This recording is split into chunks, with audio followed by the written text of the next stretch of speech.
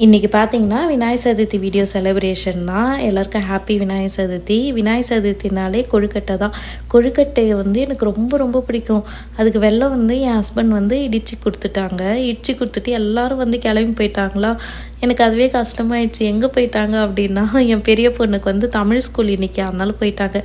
இதுவே ஒரு பண்டிகைன்னா எல்லோரும் சேர்ந்து அது செய்வோமா, அந்த வேலையை கொஞ்சம் ஃபன்னாக இருக்கும்.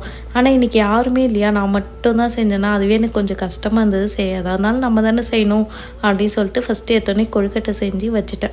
அதுக்கடுத்தது சுண்டல் தாளிச்சிட்டு அப்புறம் சர்க்கரை பொங்கல் ரெடி பண்ணி வச்சுட்டேன்.